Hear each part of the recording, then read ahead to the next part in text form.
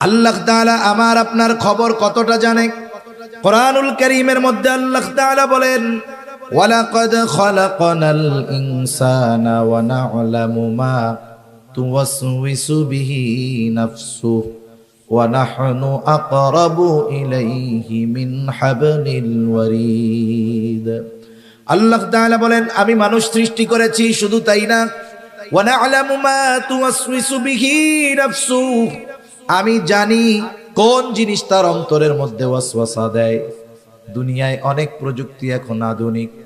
একটা মানুষ যদি অসুস্থ হওয়ার আগে সে যদি নিজের দেহকে চেক করায়, এমআরআই করায়, সিটি স্ক্যান করায়, তাকে যখন মেশিনের মধ্যে ভরে দেওয়া হবে, লেজার দিয়ে তাকে যখন পর্যবেক্ষণ করা হবে, একটা মানুষ এখনো অসুস্থ হয় নাই, কিন্তু এই টেস্ট করানোর পরে রিপোর্ট বের হয়ে যাবে তার শরীরের এই অর্গানগুলো দুর্বল আছে, অসুস্থ হতে পারে।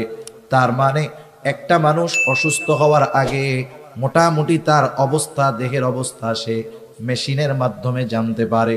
কিন্তু বলেন তো, দুনিয়ায় এমন কোনো মেশিন বের হয়েছে নাকি যেই মেশিনের মধ্যে ঢুকায়া দিলে অন্তরের মধ্যে কি আছে সেই খবরটা জানা যাবে? আছে?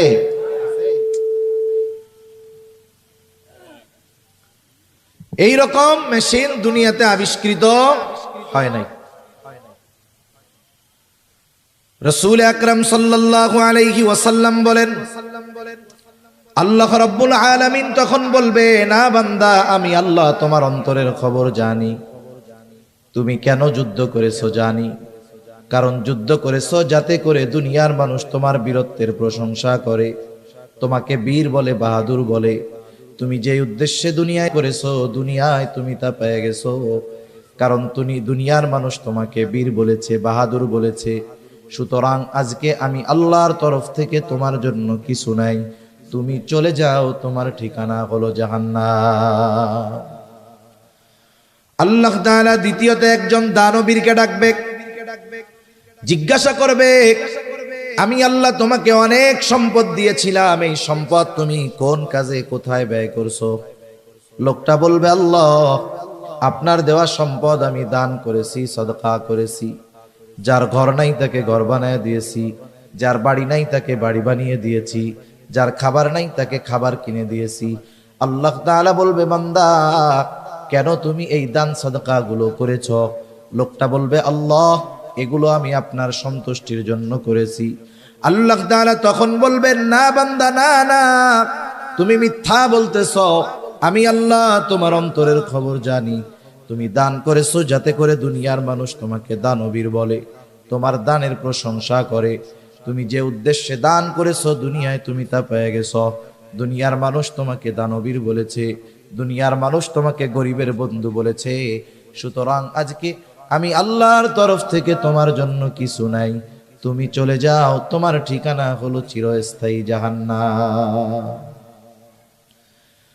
তৃতীয়তে একজন আলেম অথবা কারীকে ডাকবেন।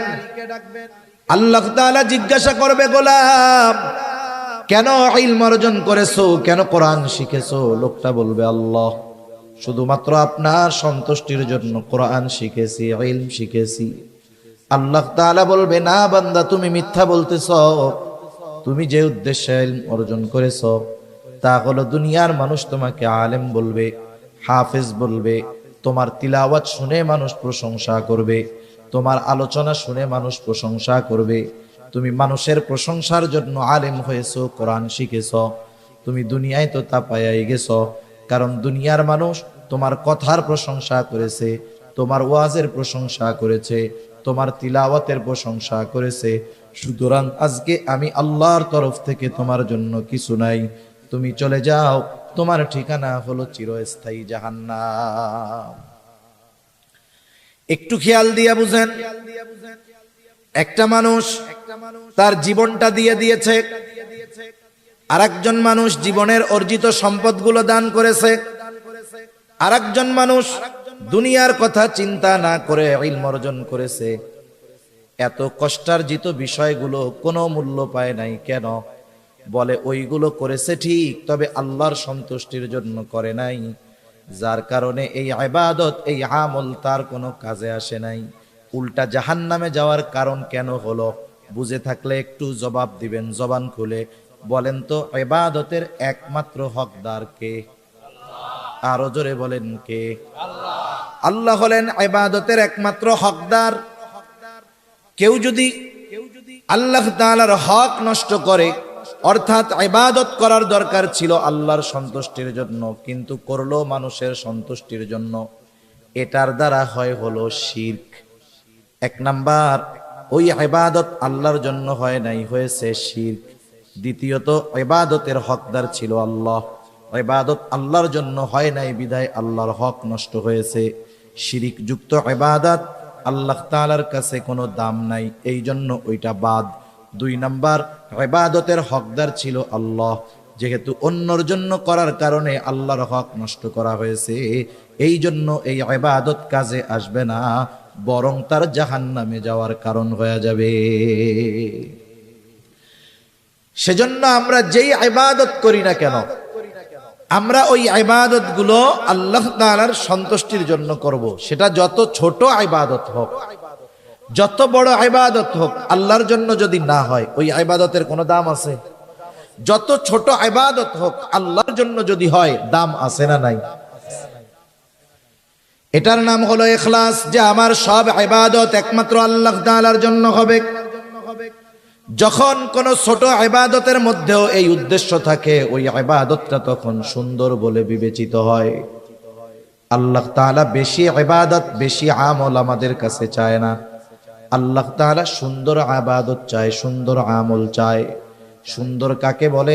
আমরা আমাদের সংজ্ঞায় সুন্দর সেটাকে বলি যেটা দেখার পরে চক্ষু তৃপ্ত হয়, অন্তরের মধ্যে প্রশান্তি আসে। এখন বলেন তো, আপনাদের সামনে যদি একজন আফ্রিকার কালো মানুষকে এনে দেওয়া হয়, আমাদের সংজ্ঞায় বলেন তো ওই লোকটা ভালো না কালো? ভালো লাগবে আমাদের? চোখ তৃপ্ত পাবে? তৃপ্তি পাবে? চোখ তৃপ্তি পাবে না, চোখের ভালো লাগবে না।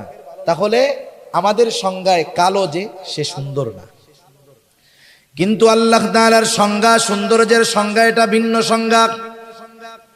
আল্লাহ রাব্বুল আলামিন কোরআনুল কারীমের সূরাতুল মুলকের মধ্যে বলেন, আল্লাযী খালাকাল মাউতা ওয়াল হায়াতা লিয়াবলুয়াকুম আইয়ুকুম আহসানু আমালা। আল্লাহ তাআলা বলেন, তিনি আল্লাহ, যিনি জীবন এবং মৃত্যুকে সৃষ্টি করেছেন। এবং কেন করেছেন? বলে লিয়াবলুয়াকুম, তোমাদের পরীক্ষা করার জন্য। কিসের পরীক্ষা? আল্লাহ তাআলা বলেন আইয়ুকুম আহসানু আমালা, পরীক্ষা হলো তোমাদের মধ্যে কার আমল কত সুন্দর। তাহলে আল্লাহ তাআলা বেশি ইবাদত চান না সুন্দর ইবাদত চান? জোরে বলেন, কি ইবাদত? সুন্দর ইবাদত আল্লাহ তাআলা চায়। এখন আল্লাহ তাআলার কাছে সুন্দর কোনটা? বলে যার নিয়ত সুন্দর, যার ইখলাস ঠিক আছে, ওই ইবাদত আল্লাহর কাছে সুন্দর। সুবহানাল্লাহ বলেন। যদি আমাদের সংজ্ঞায় সৌন্দর্যের সংজ্ঞা যেটা, এটা যদি আল্লাহর কাছে হইতো, তাইলে আফ্রিকার কালো মানুষগুলোর আর কোনো দাম থাকতো না, আফ্রিকার কালো মানুষের কোনো মূল্যায়ন থাকতো না। এজন্য আমরা আমাদের ইবাদত গুলোকে আল্লাহর কাছে সুন্দর করে তোলার জন্য যেই ইবাদতটাই করি, একমাত্র কার জন্য করব? আল্লাহর জন্য করব। জান্নাতে যাইতে হলে বেশি ইবাদত লাগে না, তবে সুন্দর ইবাদত লাগে। এক সাহাবীর ঘটনা শুনে।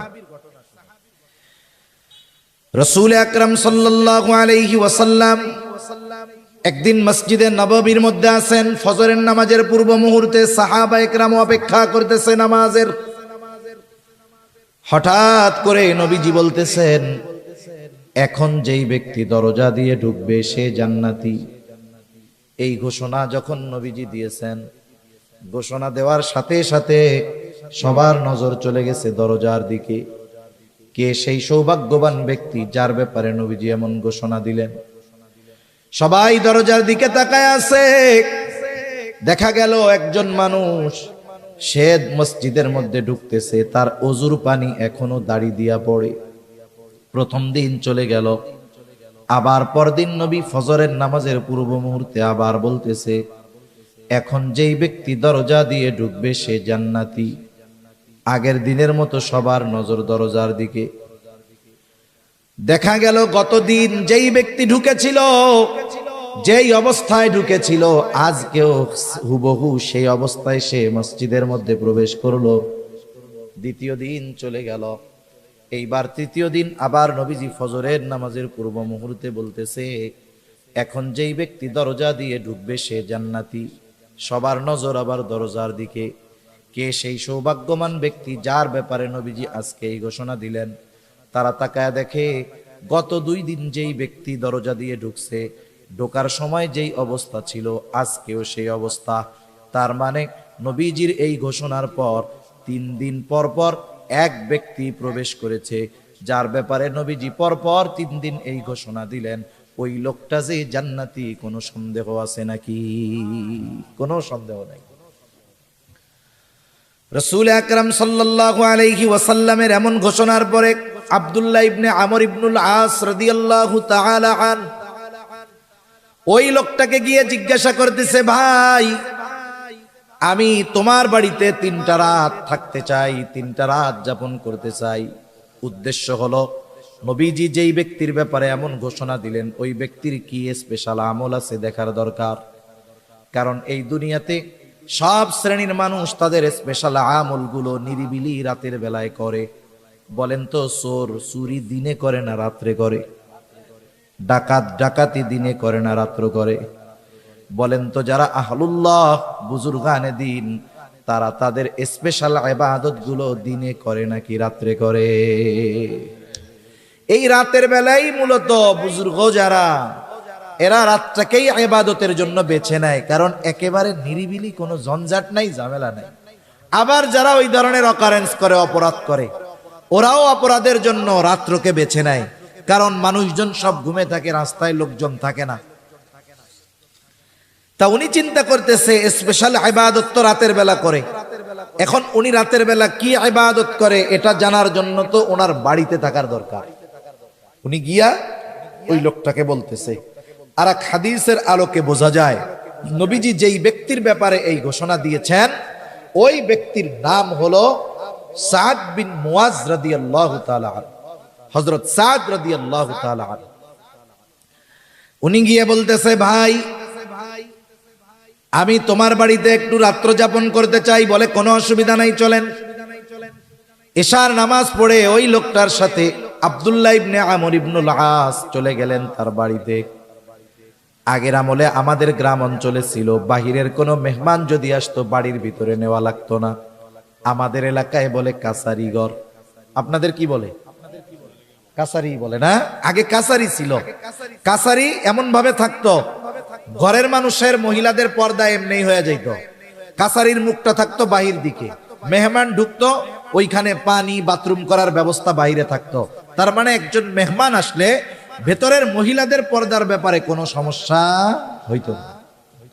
দেখেন আগের মানুষেরা, আমাদের মা দাদিরা নানিরা, এনারা কিন্তু এত বোরকা পইরা ঘুরে নাই। কিন্তু এমনও দেখা গেছে ওই দাদি নানিদেরকে ওই বাড়ির মানুষ সারা জিন্দেগিতে অন্য পরপুরুষ এক নজরও দেখতে পারে নাই। ঠিক কিনা বলে? আসলে বিষয় হলো বোরকাটা পর্দার জন্য জরুরি তা না, পর্দার জন্য মূলত নিজেকে প্রস্তুত করার দরকার। এখনের বোরকাগুলো পরার পরে তো আরো পর্দার চাইতে বেপর্দা হয়। ঠিক কিনা বলে? বোরকা পরে কেন? বলে পর্দা করার জন্য। পর্দা করার জন্য যদি পরে, এখনকার যে ভাব বোরকা, আসলে ওইটা তো পর্দার জন্য হয় না, বরং মানুষকে আরো তার পোশাকের প্রতি আকৃষ্ট করার জন্য পরা হয়। সে যদি নিজেকে লুকানোর জন্য পরতো তাহলে ওই ধরনের স্টাইল থাকতো না, এমব্রয়ডারি থাকতো না, 14-15টা কুচি থাকতো না। কি যে ভাব হইছে বোরকার, এগুলো দ্বারা বাস্তবিক পর্দা হয় না। অথচ আগের মহিলারা এখনো অনেক আছে আমাদের গ্রাম অঞ্চলগুলোতে। পুরুষ মানুষ দেখছে, বৃদ্ধ মানুষ, কেউ তার দিকে তাকাবে না। সে দেখা যাচ্ছে রাস্তার থেকে নেমে কাপড়টাকে এমন ভাবে ঢাকনা দিছে যে তার দেহের আবহাওয়া আকৃতি বোঝার কোনো সিস্টেম নেই। কাচারি ঘরে থাকতে দিয়েছে আব্দুল্লাহ ইবনে আমর ইবনুল আসকে। আব্দুল্লাহ ইবনে আমর ইবনুল আস তিনি তো ঘুমানোর জন্য যান নাই, মূলত দেখার জন্য গেছে কি ইবাদত করে। তিনি খেয়াল করলেন ওই ব্যক্তি ঘরের মধ্যে ঢুকলো, বাতি নিভায়া দিল, ঘুমায় গেল। আব্দুল্লাহ ইবনে আমর ইবনুল আস সারা রাত সজাগ, কোন সময় উঠে আর কোন সময় কি ইবাদত করে দেখবে। কিন্তু দেখা গেল অপেক্ষা করতে করতে ফজরের আজান হয়ে গেছে, লোকটা ঘুমের থেকে উঠছে মাত্র। আজানের পরে ঘুম থেকে উঠছে, এরপরে জরুরত সারছে, এরপরে সে নামাজের জন্য প্রস্তুত হয়ে গেছে। তার মানে আজ রাত্রে সে কোনো স্পেশাল ইবাদত করে নাই। পরের দিন আবার বলতেছে, ভাই আমি আজকেও একটু সমস্যা, তোমার বাড়িতে থাকতে চাই, থাকতে দিবা না? কি বলে, হ্যাঁ থাকো। এইবার গত দিনের মতো সারা রাত জাগা, দেখে এশার নামাজ পড়ে ঘুমায়, ফজরের আজান দিলে ঘুম থেকে উঠে। 2 দিন পার হয়ে গেল। একটা মানুষ যদি কোনো ধারাবাহিক কোনো কাজ করে, ধারাবাহিক কোনো আমল করে, তাহলে ওই আমলটা পরপর 3 দিন সাধারণত বাদ যাওয়ার কথা না, যেহেতু তার কোনো অসুস্থতা নাই, তার কোনো শগল নাই, ব্যস্ততা নাই, যার কারণে ইবাদতটা বাদ যাইতে পারে। এইবার 3য় দিন আবার বলে, ভাই আজ রাতটাও আমি তোমার বাড়িতে একটু থাকতে চাই। বলে থাকো, কোনো অসুবিধা নাই। ওই রাত্রটাও সারা রাত সে জেগে থাকছে। দেখলো এশার নামাজ পড়ে ঘুমায় গেল, আর ফজরের আজান দিলে ঘুম থেকে উঠলো। এইবার আর নিজের কৌতূহলকে চাপায় রাখতে পারে নাই। আব্দুল্লাহ ইবনে আমর ইবনুল আস ওই লোকটাকে জিজ্ঞাসা করতেছে, ভাইরে তোমার বাড়িতে 3 দিন থাকার কারণ আমার বাড়িতে থাকার জায়গা নাই এটা নয়, বরং এই 3 দিন তোমার বাড়িতে রাত্র যাপন করার কারণ হলো আগে পরপর 3 দিন ফজরের নামাজের পূর্ব মুহূর্তে হঠাৎ করে নবীজি ঘোষণা করতেছে, এখন যেই ব্যক্তি দরজা দিয়ে ঢুকবে সে জান্নাতি। আমরা সবাই তাকায় দেখলাম, কে সে? দেখলাম তুমি দরজা দিয়ে ঢুকছো। এই ঘোষণা পরপর 3 দিন নবীজি দিয়েছেন, পরপর 3 দিনই নবীজির ঘোষণার পরে তুমি দরজা দিয়ে ঢুকছো। আমি তোমার বাড়িতে রাত্র যাপন করার উদ্দেশ্য ছিল, আমি দেখতে চেয়েছিলাম তুমি স্পেশাল কি আমল করো, যার কারণে নবীজি তোমার ব্যাপারে এমন ঘোষণা দিলেন। এইবার লোকটা বলতেছে, আলহামদুলিল্লাহ, নবীজি যদি আমার ব্যাপারে এমন ঘোষণা দিয়ে থাকেন এটা তো বড় শুকরিয়ার বিষয়। তবে তুমি যেই আশায় আমার বাড়িতে রাত্র যাপন করছো, ওই রকম কোন রাত্রিকালীন ইবাদত আমি করি না। তবে হ্যাঁ একটা জিনিস করি। কি করো? বলে রাত্রে যখন আমি ঘুমাতে যাই, আমাকে যারা কষ্ট দিয়েছে আমি তাদের সবাইকে মাফ করে দে। 5 ওয়াক্ত নামাজ পড়ি, হারাম হালাল বেঁচে চলি, যেটা সাধারণ কাজ, এর চাইতে বেশি কিছু করি না। এখন আব্দুল্লাহ ইবনে আমর ইবনুল আস বলতেছে, তুমি যে রাতের বেলায় শোয়ার সময় সকলকে মাফ কইরা দাও, অন্যান্য গুলো তো আমরা সব সময় করি, কিন্তু তুমি যে এই কাজটা প্রতিদিন করো, এই কারণেই আল্লাহ তাআলা তোমার ব্যাপারে জান্নাতের খোঁজখবরই নবীজির মাধ্যমে জানায়া দিয়েছেন। সুবহানাল্লাহ। তাহলে দেখেন, আমল কবুল করাতে হয় 1 নাম্বার দরকার ঈমান। জোরে বলেন কি দরকার? 2 নাম্বার দরকার হলো ইখলাস। কি জোরে বলেন? ইখলাস তথা নিয়তের বিশুদ্ধতা। ভাইরে আওয়াজ ছাড়তে পারো না? তুমি কি বুঝতেছো কথা? আওয়াজ ছাড়ো। মুখ মিশায় কতক্ষণ বলা যায়?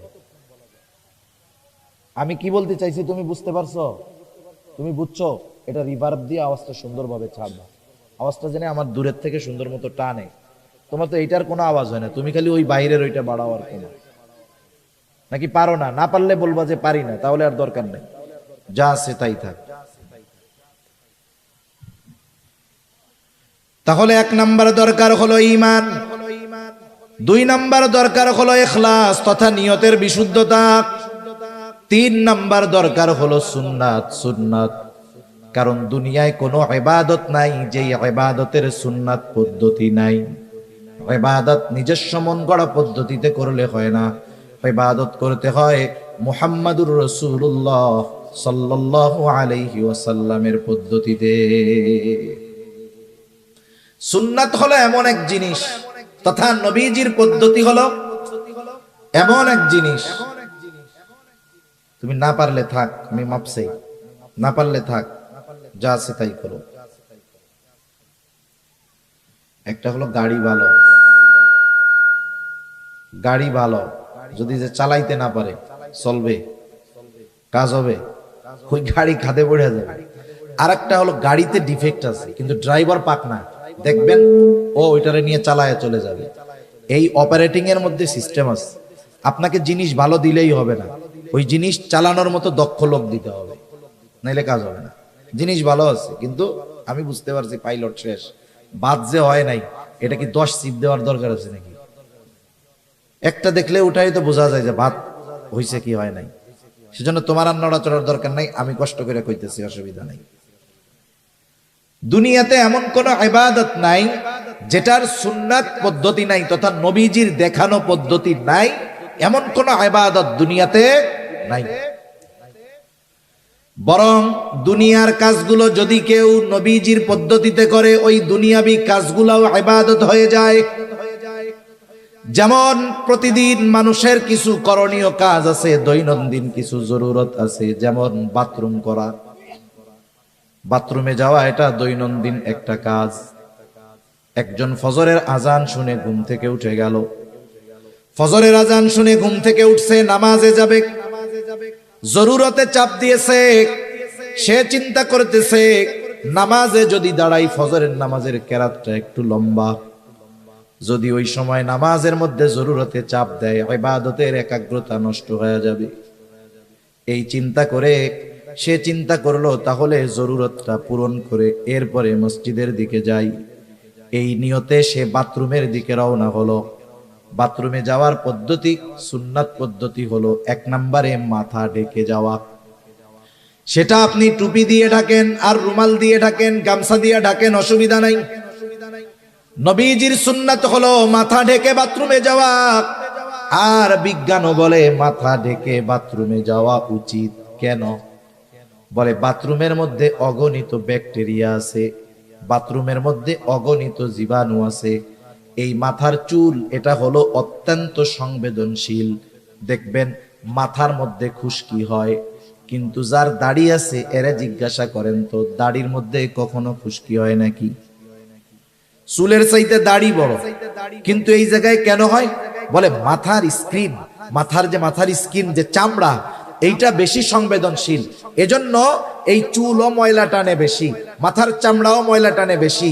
এজন্য যদি মাথা ঢাকা না থাকে, বাথরুমের এই জীবাণু ব্যাকটেরিয়া গিয়ে তার মাথার মধ্যে সমস্যা হতে পারে, চামড়ায় সমস্যা হতে পারে। বিজ্ঞান বলে এই কথা। আর নবীজি 1500 বছর আগে বলে দিয়েছেন বাথরুমে যাওয়ার সময় মাথা ঢেকে যাইবা। সেজন্য বাথরুমে যাওয়ার সময় মাথা ঢেকে যাওয়া সুন্নাত। কথায় কথা আসে তাই একটা জিনিস বলে দেই, আমরা তো এখন সভ্যকে আধুনিককে, যার ঘরের মধ্যে বাথরুম বেশি সে তত আধুনিক, ঠিক না? আপনি বাড়ি বানাইছেন, আগে বাথরুম থাকতো অনেক দূরে, এখন আপনি বাড়ি বানাইছেন, বাথরুম যদি ঘরের মধ্যে না দিয়া বাইরে দেন, মানুষ আপনাকে আধুনিক বলবে না। কিন্তু যদি ঘরের মধ্যে বাথরুম দেন, দেখবেন এটাকে আরো আধুনিক বেশি বলে, ঠিক কিনা বলেন? আধুনিকতা কি হইছে? বাইরের বাথরুম ঘরে ঢুকছে, বাইরের পায়খানা কই ঢুকছে? ঘরের মধ্যে ঢুকছে। এই হলো আধুনিকতার নাম। এই বাথরুম ঘরে হওয়ার কারণে আমরা অনেক সময় মেসওয়াক, আমাদের ব্রাশ, এগুলো বাথরুমের মধ্যে রাখি, একটা র্যাকের মধ্যে রেখে দেয়। এখন বাথরুমের মধ্যে যখন থাকে ব্যাকটেরিয়া, জীবাণু থাকে, আপনি ঘুম থেকে উঠে পেস্ট লাগায় ব্রাশ করতেছেন, ওই জীবাণু ওর দ্বারা আপনার পেটে সমস্যা হতে পারে। এজন্য বিশেষ করে মেসওয়াক, ব্রাশ, এগুলো বাথরুমের বাইরে রাখবো তো ইনশাআল্লাহ। এবার আপনি বাথরুমে ঢুকবেন, ঢোকার আগে দোয়া পড়তে হবে। অনেকে জানে না, ঢুইকা এরপরে দোয়া পড়ে। ঢোকার আগে দোয়া পড়বেন, এরপরে বাম পা দিয়ে ঢুকবেন, বাথরুমের মধ্যে বসলেন, জরুরত সারলেন, টিস্যু ইউজ করলেন, পানি দিয়ে পরিষ্কার পরিচ্ছন্ন হইলেন। এরপরে ওযু যদি ভেতরে করার ব্যবস্থা থাকে ওযু করলেন, যদি বাহির হওয়ার দরকার হয় ডান পা দিয়ে বাহির হলেন, বাহির হওয়ার পরে দোয়া পড়লেন। আমি শুধু উল্লেখযোগ্য সুন্নাত গুলা বললাম। একটা মানুষ যদি সুন্নাত তরিকায় বাথরুম করে, তাহলে ওই বাথরুম করার মধ্যে তার কমপক্ষে 10টা সুন্নাতের আমল হয়ে যায়। অথচ এই কাজগুলো আমরা দৈনন্দিন করি। আবার দেখেন, প্রত্যেক বেলা খানা খাই, খানা খাওয়ার সময় দস্তরখানটা বিছান, খানার সময় ডান দিক দিয়ে খানা শুরু করেন, খানার শুরুতে বিসমিল্লাহ বলেন, খানার দোষ ত্রুটি না ধরেন, খানাটা পড়ে গেলে উঠায় খান, প্লেটটাকে ভালো মতো চেটে খান। এই যে অনেক সময় আমরা হুজুররা কোনো জায়গায় খাইতে গেলে একটু চাইটা চুইটা খাই, অনেকজন দেখা দেখা কয় কিরে দেখ হুজুর প্লেট না খায় ফেলায় আল্লাহ জানে।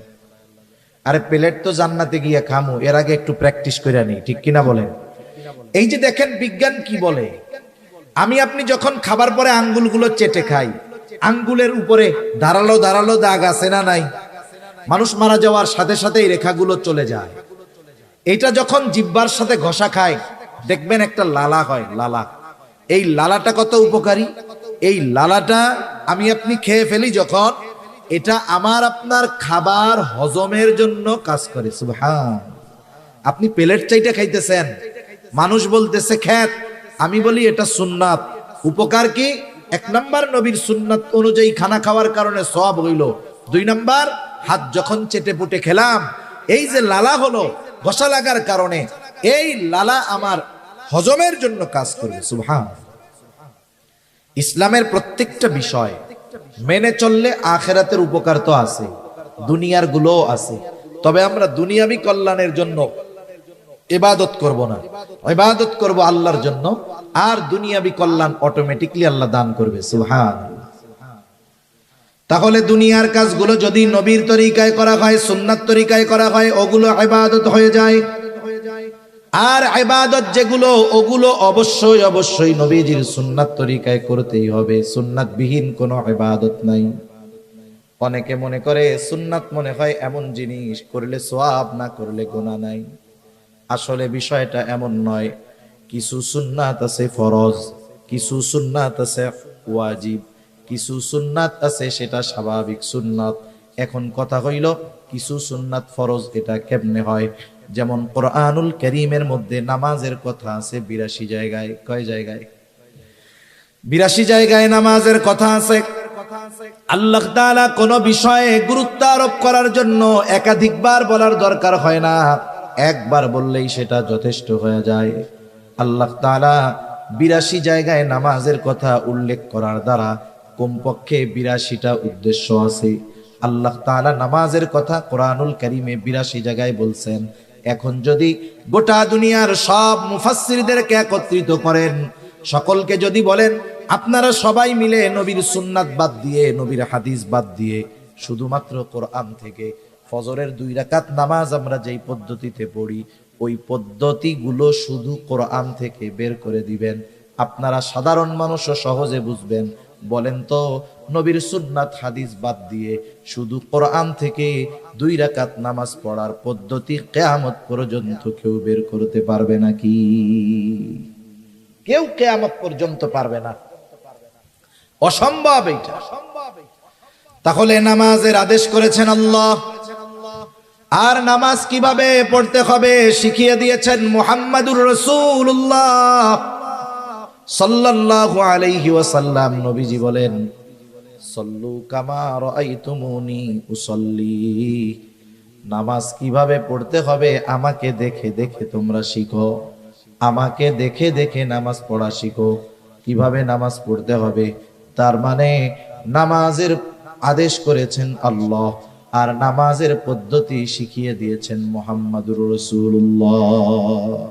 অনেক উদাহরণ না, একটা দুইটা উদাহরণ দেই। আজকে আমি আমার জীবনে কক্সবাজার সবচাইতে ফালতু মাইক পাইলাম, এনারে যেমনে বলতেছি পারতেছে না।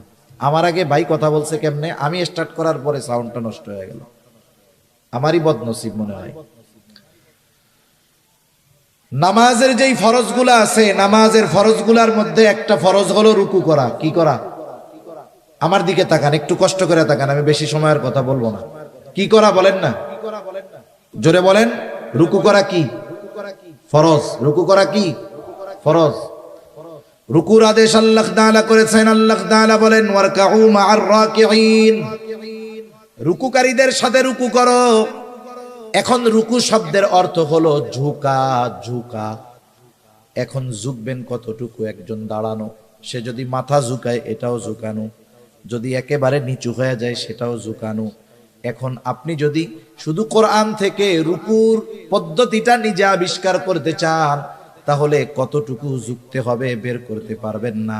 তাহলে এই ফরজ, রুকু করা ফরজ, কতটুকু ঝুঁকতে হবে কিভাবে পিঠ থাকবে, নজরটা কোথায় থাকবে, এটা কিন্তু আল্লাহ বলে দেন নাই, এটা আমাদের শিখিয়ে দিয়েছেন মুহাম্মাদুর রাসূলুল্লাহ।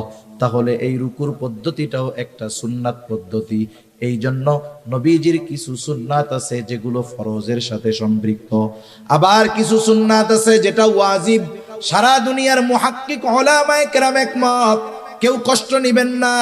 এই যে আমাদের দাড়ি হয়, এই দাড়ি হলো মুসলমানদের একটা শিআর, একটা নিদর্শন। উচিত কি? নবীজি বলেন দাড়ি লম্বা করো, মোসকে খাটো করো। নবীজি বলছেন মোস খাটো করো, দাড়ি লম্বা করো। কতটুক করতে হবে? মুহাক্কিক উলামায়ে কেরাম গবেষণার মাধ্যমে বলেন, সাহাবায়ে কেরামের আমলকে দেখে বলেন, তাবেঈন তাবে তাবেঈনের আমলের আলোকে বলেন, কমপক্ষে একটা মুমিনের দাড়ি এক মুষ্টি পরিমাণ রাখতে হবে। যদি সে না রাখে, যদি সে খাটো রাখে, সেটে রাখে, তাহলে অবশ্যই অবশ্যই তাকে গুনাহগার হতে হবে। এটা নবীর সুন্নাত। এই সুন্নাতটা কিন্তু ওই সুন্নাত নয় যে রাখলে সওয়াব, না রাখলে গুনাহ নাই। এই সুন্নাতটা হলো দায়েমি সুন্নাত, এজন্য এটা হলো ওয়াজিব। এই সুন্নাতটা কি বলেন? এই নবীর এই দাড়ি রাখার পদ্ধতিটা কি হবে? ওয়াজিব। না রাখলে গুনাহ হবে। আমরা দোয়া করি যারা রাখতে পারে নাই আল্লাহ তাদের রাখার তৌফিক দান করুক, সকলে বলি আমিন।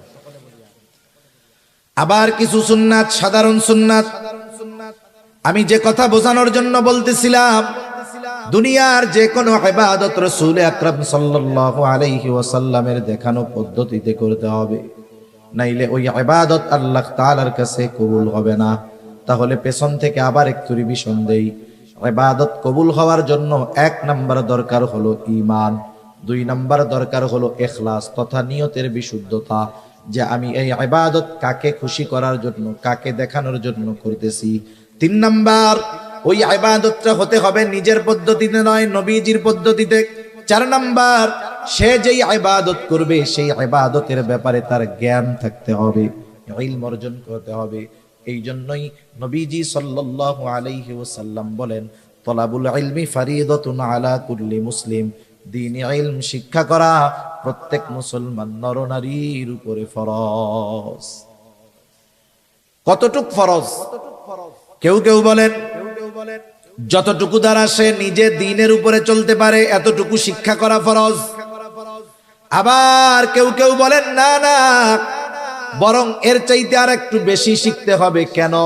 বলে আল্লাহ তাআলা কোরআনুল কারীমের সূরাতুত তাহরীম 28 নম্বর পারা, আল্লাহ তাআলা বলেন, ইয়া আইয়ুহাল্লাযীনা আমানু কু আনফুসাকুম ওয়া আহলিকুম নারা। আল্লাহ তাআলা বলেন, হে ঈমানদারেরা, তুমি নিজে জাহান্নামের আগুন থেকে বাঁচাও, অধীনস্থদেরকে জাহান্নামের আগুন থেকে বাঁচাও। তার মানে নিজেও বাঁচতে হবে, নিজের পরিবার পরিজনকেও বাঁচাতে হবে। কেমনে বাঁচবা? বলে নিজে আল্লাহ তাআলার আদেশ নিষেধ মান্য করার মাধ্যমে নিজে বাঁচো, আর অধীনস্থদেরকে মান্য করানোর মাধ্যমে বাঁচাও। নিজে আমল কইরা বাঁচো, অধীনস্থদেরকে আমল করে বাঁচাও। নিজে আল্লাহর হুকুম আহকাম মেনে চলার মাধ্যমে বাঁচো, অধীনস্থদেরকে হুকুম আহকাম মেনে চালানোর মাধ্যমে বাঁচাও। এজন্য আল্লাহ তাআলা কোরআনুল কারীমের মধ্যে একা আমাকে আপনাকে নামাজি হওয়ার আদেশ করেছেন তা নয়, আল্লাহ তাআলা নামাজের ব্যাপারে যেমন বলেন, ওয়ামুর আহলাকা বিসসালাতি ওয়াসতাবির আলাইহা। আরে তুমি তোমার অধীনস্থদেরকে নামাজের আদেশ করো, তুমিও তার উপরে অটল থাকো। কিছু কিছু জায়গায় আল্লাহ তাআলা নিজের আমলের আগে অধীনস্থদেরকে করানোর আদেশ দিয়েছেন। তার মানে আমাদের সমাজে অনেক মানুষ আছে নিজে নামাজ পড়ে, সন্তানরা নামাজ পড়ে না, নিজে নামাজ পড়ে, নিজে ঠিকমতো দিনের উপরে চলে, নিজের ঘরের মানুষ চলে না। আছে না নাই? মনে রাখবেন, ধরা পড়ে যেতে হবে কিয়ামতের দিন। আমি আমল করলাম, অধীনস্থদেরকে দিয়ে আমল করাইলাম না, আদেশ করলাম না। আরে যাদের জন্য রক্ত আপনি পানি বানাইলেন, যাদের জন্য সম্পদ উপার্জন করলেন, আপনার উপার্জিত সম্পদ যারা ভোগ করলো, আল্লাহ না করুক এই সন্তানগুলো, আপনার অধীনস্থ মানুষগুলো যদি কিয়ামতে জাহান্নামী হয়, আপনি যদি ইবাদতের পাহাড় নিয়ে ওঠেন, কিয়ামতের দিন ওই আপন মানুষগুলো আপনার আমার জান্নাতে যাওয়ার সবচাইতে বড় বাধা হয়ে দাঁড়ায় যাবে। ঠিক কিনা বলেন? এজন্য ফিকির শুধু একা না, অধীনস্থদেরকে নিয়ে করতে হবে। যেহেতু আল্লাহ তাআলা বলেছেন নিজে জাহান্নামের আগুন থেকে বাঁচো, অধীনস্থদেরকেও বাঁচাও। কেমনে বাঁচবা, কেমনে বাঁচাইবা? বলে আল্লাহ তাআলার আদেশ নিষেধ মান্য করার মাধ্যমে নিজে বাঁচো, অধীনস্থদেরকে মান্য করানোর মাধ্যমে বাঁচাও। বুঝে থাকলে খেয়াল দিয়ে একটু জবাব দিবেন। বলেন তো আল্লাহ তাআলার আদেশ নিষেধ মেনে চলতে হলে ইলমে দ্বীন দরকার আছে না নাই? আবার যদি আপনি আপনার পরিবার পরিজনকে দ্বীনের উপরে চালাতে চান, ইলমে দ্বীন জানার দরকার আছে না নাই? এই জন্য তারা বলতেছে একটা মানুষের ওই পরিমাণ দ্বীনি ইলম অর্জন করা ফরজ যতটুকুর দ্বারা সে নিজে এবং অধীনস্থদেরকে জাহান্নামের আগুন থেকে বাঁচাতে পারে। এইটুকু পরিমাণ কমপক্ষে সকল মুসলমানের জন্য শেখা ফরজ। আমি জানি যে আমাদের সমাজে, আমাদের কমিউনিটিতে, আমাদের দেশে অনেক পাঁচ ওয়াক্ত নামাজি এই পরিমাণ ইলমে দ্বীন তার জানা নাই। আছে না নাই? এখন কি করবেন? আপনি যদি আপনার মসজিদের ইমাম সাহেবকে গিয়ে বলেন, হুজুর, রাসূল আকরাম সাল্লাল্লাহু আলাইহি ওয়াসাল্লাম তো বলছে দ্বীনি ইলম শিক্ষা করা প্রত্যেক মুসলমান নরনারীর উপরে ফরজ, কমপক্ষে ওইটুকু শিখতে হবে যার দ্বারা নিজে দ্বীনের উপরে চলা যায়, অধীনস্থদেরকে চালানো যায়। আমরা তো এই পরিমাণ মনে হয় জানি না। এটাকে বলা হয় জরুরতে দ্বীন। হুজুর, আমাদেরকে একটু জরুরতে দ্বীন একটু শিক্ষা দেন, যেটুকু শিক্ষা করা ফরজ। আপনার মসজিদের ইমাম সাহেব কি বলবে যে না এটা আমি পারবো না? বলবে? জোরে বলেন না, বলবে? বলবে না। সে চেষ্টা করবে শিখায় দেওয়ার। আপনি যদি কোনো মাদ্রাসার শিক্ষকের কাছে গিয়ে, মাদ্রাসায় গিয়ে মাদ্রাসার প্রিন্সিপাল মোহতামিম সাহেবকে বলেন যে আমাদের এই জরুরতে দ্বীন শেখার একটা ব্যবস্থা করে দেন, বলেন তো তারা কি বলবে? আমরা পারবো না। তার মানে আপনার আমার শেখার ব্যবস্থা আছে, আমরা আমাদের গাফলতির কারণে শিখি না। এই না শেখাটা কি হচ্ছে?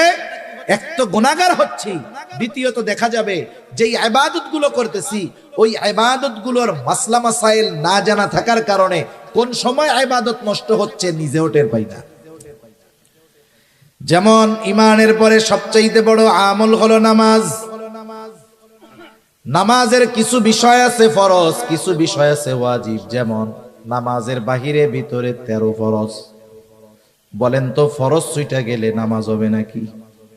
এক লোক নামাজ পড়তেছে, পাশেও আর একজন পড়ে, সে নামাজ শেষ করার আগে 2টা সাউ সিজদা দিছে, এরপরে আবার সে সালাম ফিরিয়ে নামাজ শেষ করেছে।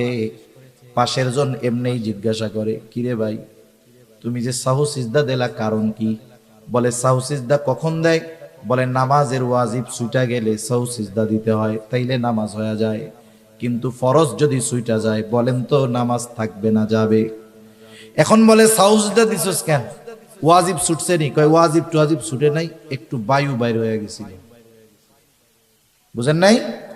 একটু বায়ু বের হয়ে গেছে, এই জন্য আমি সাহু সিজদা দিছি। এখন বলেন বায়ু যদি বের হয় ওযু থাকে না যায়? ওযু যদি না থাকে নামাজ থাকে না যায়? সাহু সিজদা একটা না 100টা দিলে কাজ হবে?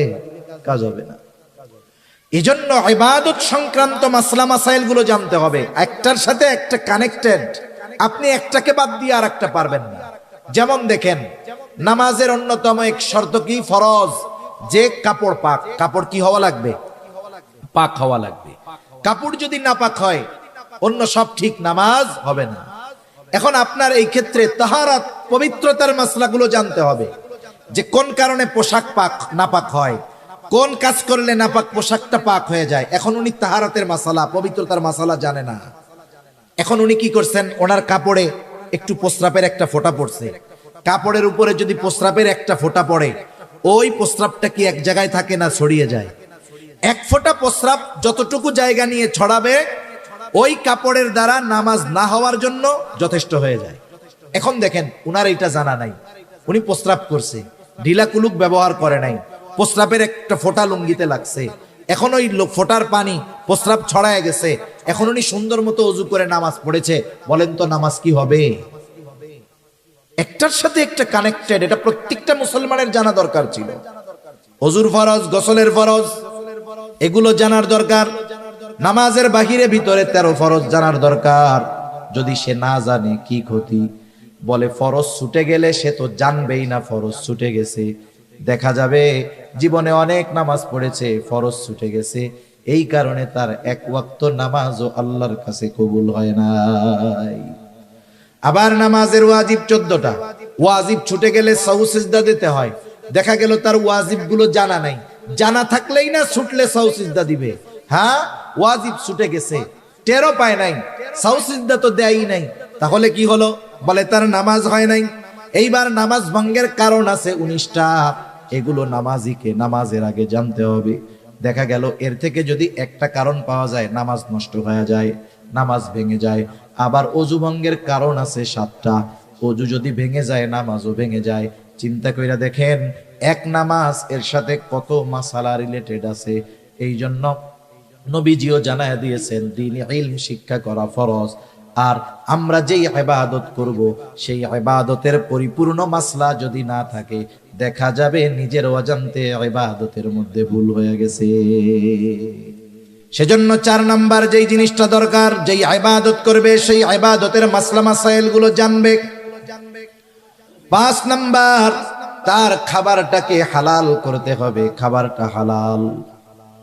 অনেক মানুষ আছে খাবার হালালের ব্যাপারে বড় পেরেশান। বিষয়টা কিন্তু এমন না, খাবার শুধু হালাল হলেই হবে না, উপার্জনটা হালাল দরকার আছে না নাই? উপার্জনও হালাল হতে হবে, খাবারটাও হালাল হতে হবে। এখনকার জামানায় মানুষ তো হারাম উপার্জন করে লজ্জিত হয় না, বরং গর্বিত হয়। সমাজের মধ্যে আরো মাথা উঁচু করে থাকে হারামখোরের দল, আছে না নাই বলেন? পরিস্থিতি কোথায়? অথচ আল্লাহর রাসূল সাল্লাল্লাহু আলাইহি ওয়াসাল্লাম হালাল উপার্জন করাকে ইবাদত বলে অভিহিত করেছে। রাসূলুল্লাহ সাল্লাল্লাহু আলাইহি ওয়াসাল্লাম বলেন, কাসবুল হালালি ফরিদাতুম বাদাল ফরিদা। ফরজ ইবাদতের পরে অন্যতম ফরজ ইবাদত হলো হালাল উপার্জন করা। একটা মানুষ যখন ফজরের নামাজ আদায় করবার পর হালাল উপার্জনের নিয়তে হালাল কর্ম করে, মনে রাখবেন একটা মানুষের কর্ম যত ছোট হোক, ওই কর্মটা যদি হালাল কর্ম হয়, ওই ব্যক্তিকে কর্মের কারণে কখনো তিরস্কার করা যাবে না। কর্ম যদি হালাল হয়, এই হালাল কর্মের কারণে তাকে তিরস্কৃত করা যাবে না।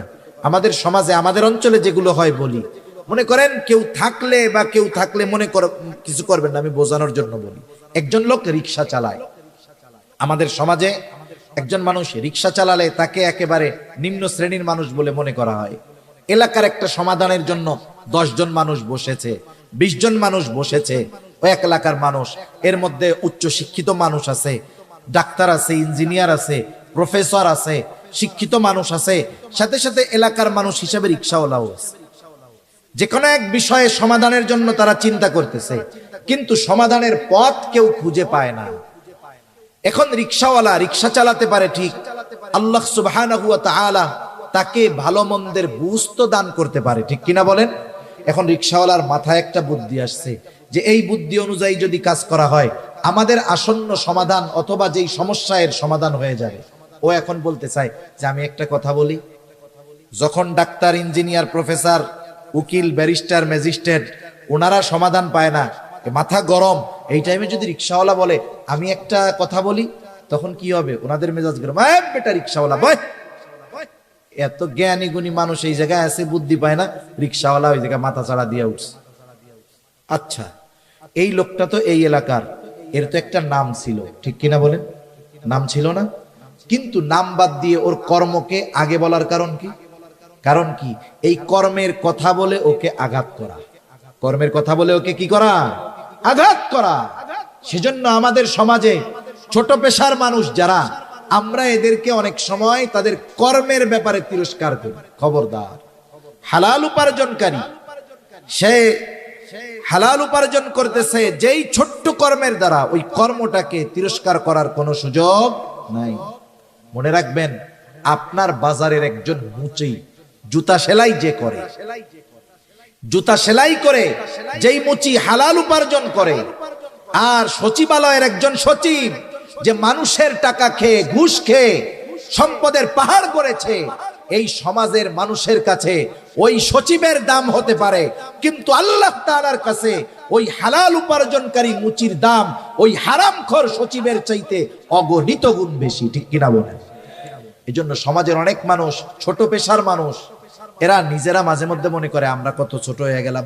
না না, এ সমাজে যেই পেশাগুলোকে আমরা ছোট মনে করি, এই রকম অনেক পেশা আল্লাহ তাআলা নবীদের দিয়ে করিয়েছেন।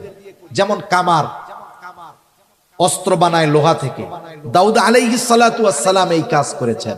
পৃথিবীর বড় বড় মনীষী আছে যারা এমন এমন কাজ করেছে, তাদের কর্ম দ্বারা তারা বিবেচিত হয় নাই, কিন্তু তাদের কথা, তাদের কর্ম, তাদের জ্ঞান দ্বারা গোটা দুনিয়া উপকৃত হচ্ছে। ঠিক কিনা বলে? এজন্য এক নাম্বার, আমরা সমাজের কোন ছোট কর্মজীবী মানুষ যার কর্মটা হালাল, তাকে এই কর্মের কারণে কখনো তিরস্কার করব না। এজন্য নবীজি বলেন, কাসবুল হালালি ফরিদাতুম বাদাল ফরিদা, ফরজ ইবাদত সমূহ ঠিক রেখে যে হালাল উপার্জনের জন্য হালাল কর্ম করে, নবীজি বলেন এটাও তার ইবাদত। সুবহানাল্লাহ বলে, কারণ সে হালাল খাওয়ার উদ্দেশ্যে হালাল উপার্জন করে। এই জন্য এক নাম্বার দরকার হলো হালাল উপার্জন, দুই নাম্বার দরকার হালাল খাবার। কারো খাবার যদি হালাল হয় কিন্তু উপার্জনের অর্থ যদি হারাম হয়, এই খাবারটাও হারাম খাবারের মতো। মনে করেন একজন সরকারি চাকরিজীবী, সরকারি চাকরি যত ছোট হোক ওই জায়গার ইনকাম বেশি, বুঝেন নাই? সরকারি চাকরি যত ছোট হোক ইনকাম বেশি। আমার এরকম জানাশোনা কয়েকজন লোক আছে, সচিবালয় আছে, উপসচিব পর্যায়ের আছে, আর একজন সচিব হয়ে যাবে আশা করা যায়। এই আল্লাহর বান্দা, সরকারের পক্ষ থেকে ওনাকে গাড়ি দেওয়া হয়েছে, উনি ওই গাড়ি ফিরাইয়া দিছে যে আমি এই গাড়িটা ব্যবহার করব না। কেন? উনি যখন ওই সরকারি গাড়ি ব্যবহার করবে, ওনার কাছ থেকে, ওনার স্যালারি থেকে কিছু স্যালারি বেতন কাটা হবে এই ফ্যাসিলিটির জন্য। উনি বলতেছে আমি আমার বাসায় পায়ে হেঁটে যাতায়াত করতে পারবো, প্রয়োজনে লোকাল বাসে যাইতে পারবো, সমস্যা নাই, আমি এই গাড়ি ব্যবহার করব না। কেন? বলে যেই টাকাটা আমার বাঁচবে, কাটা হতো, ওটা তো আর কাটবে না, কারণ আমি সুযোগ নেই নাই, আমার টাকাও কাটবে না। কি হবে তাইলে? বলে ওই টাকাটা হলে আমার বাচ্চা কাচ্চার লেখাপড়ার খরচ চালাইতে আমার একটু সহজ হবে। এটা বলতেছে কে? একজন উপসচিব পর্যায়ের লোক, একজন উপসচিব পর্যায়ের মানুষ। সে ইচ্ছা করলে কি করতে পারে এটা একজন সাধারণ শিক্ষিত মানুষও বুঝতে পারে। কিন্তু দেখা যাবে কি, ওই উপসচিবের গেটের বাইরে যেই পিয়ন আছে ও দেখা যাবে, আর এরা চা মগে কাপে খায় নাকি গাজি ট্যাঙ্ক 1000 লিটারের ট্যাঙ্কিতে চা খায় আল্লাহ জানে। 2-4-5 হাজার টাকার কমে এদের চা পানের টাকা হয় না। ঠিক কিনা বলেন? ওই ব্যক্তি তো আপারব, ওরে 5,000 টাকা হাতের মধ্যে গুজে দিয়ে স্যারের সাথে দেখা করে আসবে, কাজ শেষ। স্যার তো আর ঘুষ খায় না। দেখা যাবে ওই পিয়ন ঢাকা শহরে বাড়ি করে ফেলছে, কিন্তু উপসচিব তার বাপ দাদার রেখে যাওয়া বাড়িটা ভেঙে যাচ্ছে, ঠিক করার টাকা তার কাছে নেই। আছে না নাই? এরকম অনেক আছে। আবার ওই যে বললাম, পিয়ন লক্ষ লক্ষ টাকার মালিক, কোটি কোটি টাকার মালিক। মনে করেন ওই রকম একজন লোক, আজকে ভালো ইনকাম হয়েছে, 20,000 পকেটের মধ্যে ঢুকছে, এই যে ঘুষের টাকাটা নিল, বলেন তো এটা হালাল না হারাম? কত জঘন্য এক হারাম। মানুষের উপার্জনের অনেক পদ্ধতির মধ্যে হারাম পদ্ধতির মধ্যে একটা হলো এই ঘুষ। এখন সেই হারাম টাকা নিয়ে বাজারে গেছে, বাজারে যাওয়ার সময় দেখে বিশাল বড় এক গরু জবাই হয়েছে। গরু যত বড়, এর গোস্তের স্বাদ তত বেশি না কম। এটা দেখার পরে তার গোস্ত কেনার জন্য খুব ইচ্ছা হয়েছে। এখনো কসাইরে জিজ্ঞাসা করতেছে, এই এত বড় গরু জবাই দিলা কেমনে? কারণ প্রাণী যদি হালাল হয়, জবাই যদি আল্লাহর নাম বাদ দিয়ে দেওয়া হয়, ওই হালাল প্রাণীর গোস্ত আর হালাল থাকে না। জিজ্ঞাসা করতেছে, জবাই দেওয়ার সময় কি আল্লাহর নাম বলছিলা? কসাইও চালাক কম না। কসাই বলে যে শোনেন, আমি নিজে নামাজ কালাম পড়ি না, তাতে কি হয়েছে? আমি এ মাসালা খুব ভালো মতো জানি। ইচ্ছা কইরা যদি আল্লাহর নাম বাদ দিয়ে জবাই করি, তাইলে এই গরুর গোস্তের আর হালাল থাকবে না, হারাম হয়ে যাবে। সকলকে যদি খাওয়াই আমার গুনাহ হবে। নিজে নামাজ পড়ি নাই, আল্লাহ চাইলে মাফ করে দিব। মানুষের যদি হারাম খাওয়াই, হক নষ্ট করা হবে, আল্লাহ মাফ করারও সুযোগ নেই। আমি বিসমিল্লাহ কইয়াই জবাই দিছি। লোক নিশ্চিত হলো যে গরুর গোস্ত কি আছে? হালাল আছে। এইবার কি করতেছে? পকেট থেকে টাকা বের করে দিয়ে বলতেছে, আমারে 10 কেজি গরুর গোস্ত দাও। আমার একটু বলেন, এই যে খাবারটা হালালের ব্যাপারে কত সচেষ্ট সতর্ক হলো, কিন্তু পকেট থেকে যেই টাকা দিল সেটা হালাল না হারাম? এজন্য এই বিষয়টা খেয়াল রাখার দরকার। সে যদি চুরি কইরা ওই গরুর 10 কেজি গোস্ত নিত, তার যেমন অবস্থা হতো, হালাল হতো না। ওই ঘুষের টাকা, সুদের টাকা দিয়ে যখন কিনছে, ওটাও হালাল হবে না। জুয়া খেলার টাকা দিয়াও যদি কিনে, হালাল হবে না। জুয়া তাস খেলা আসেনি আপনাকে ওইদিকে? হায় হায়, সমাজ ধ্বংস করে দেওয়ার এক পাপ এই জুয়া খেলা। সেজন্য যেহেতু আপনাদের জনপ্রতিনিধিরা আছে, মুরব্বীরা আছে, অনুরোধ থাকবে এই প্রজন্মকে হেফাজত করেন। এখন তো জুয়া খেলার জন্য অনেক কিছু লাগে না, মোবাইল একটা হইলে হইছে। কত জায়গায় দেখি বাজারের মধ্যে রিক্সাওয়ালা রিক্সা রেখে, সিএনজিওয়ালা সিএনজি রেখে 4 জন মোবাইলের মধ্যে লুডো খেলা শুরু করতেছে। কি চলতেছে? জুয়া চলতেছে, বুঝতেই পারবেন না। এখন তাস নিয়ে বসা লাগে না, মোবাইলের মধ্যেই 4 জনে তাস খেলতে পারে। অবস্থা খুব খারাপ। এই জুয়ার ভয়ানক থাবা থেকে এ জাতিকে, আগামী প্রজন্মকে হেফাজত করার দরকার, ঠিক কিনা বলেন? এর দ্বারা উপার্জিত পয়সা, সুদ ঘুষের পয়সা যেমন হারাম, এর দ্বারা উপার্জিত পয়সাটাও হারাম। তাহলে খাবারের ব্যাপারেও সতর্ক থাকতে হবে, খাবারটাও হালাল, উপার্জনটাও হালাল হতে হবে। এখন কথা হলো, কারো খাবার উপার্জন যদি হারাম হয় তার ক্ষতি কি? বলে বড় বড় 4টা ক্ষতি আছে। কয়টা ক্ষতি? জোরে বলেন না কয়টা? 1 নাম্বার ক্ষতি, যে হারাম উপার্জন করে, হারাম খায়, তার দোয়া আল্লাহ তাআলা কবুল করে না। এই যে আজকে রাত্রে আল্লাহ তাআলা ক্ষমার ঘোষণা দিয়েছেন, ওই মানুষগুলোর জন্য ক্ষমার ঘোষণা নাই। তাদের মধ্যে অন্যতম হলো তারা যারা হারাম খায়। তাদের দোয়া আল্লাহ কবুল করবে না। দোয়া কবুল না করলে ক্ষমা হবে কেমনে? 1 নাম্বার ক্ষতি, তার দোয়া কবুল হয় না। দোয়া কবুলের কিছু সময় আছে, স্থান আছে। ওই সময় স্থানগুলোতে গেলেও তার দোয়া কবুল হবে না। এক ব্যক্তি বহুর দূর সফর করে উস্কো খুস্কো চুলে বাইতুল্লাহর কাছে গিয়ে দোয়া করতেছে। সাহাবায়ে কেরাম দেখে মনে করতেছে এই ব্যক্তির দোয়া আল্লাহ তাআলা কবুল করবেন, ঠেকাবেন না। নবীজিকে আল্লাহ তাআলা ওই ব্যক্তির অবস্থা জানায় দিলেন। নবীজি বলেন, আল্লাহ তাআলা ওই ব্যক্তির দোয়া কেমনে কবুল করবে? যার উপার্জনটা হারাম, যার দেহটা হারাম খাবার দিয়ে গঠিত, যার দেহর মধ্যে হারাম পোশাক, ওই ব্যক্তির দোয়া আল্লাহ তাআলা কেমনে কবুল করবে? তাহলে হারাম উপার্জন, হারাম যারা খায়, 1 নম্বরে তাদের দোয়া কবুল হয় না। 2 নাম্বার, যারা হারাম উপার্জন করে, হারাম খায়, নবীজি সাল্লাল্লাহু আলাইহি ওয়াসাল্লাম বলেন, লা ইয়াদখুলুল জান্নাতা জাসাদুন গুদিয়া বিল হারাম। হারাম বক্ষণকারীর শরীর জান্নাতে প্রবেশ করবে না। 1 নাম্বার ক্ষতি, দোয়া কবুল হবে না। 2 নাম্বার ক্ষতি, জান্নাতে প্রবেশ করতে পারবে না। 3 নাম্বার ক্ষতি, আল্লাহ তাআলা কোরআনুল কারীমের মধ্যে বলেন, ইয়া আইয়ুহার রুসুলু কুলু মিনাত তাইয়্যিবাতি ওয়া'মালু সলিহা। আল্লাহ তাআলা সব রাসূলগণকে এক নির্দেশ দিয়েছেন, হে রাসূলগণ, আপনারা পবিত্র খান আর আমলে সালেহ করেন। এর দ্বারা উদ্দেশ্য হলো হালাল খান আর আমলে সালেহ করেন। বুজুর্গানে দিন উলামায়ে কেরাম বলেন, এখানে উদ্দেশ্য হলো যার খাবার অপবিত্র তথা হারাম, তার ইবাদত আল্লাহ কবুল করে না।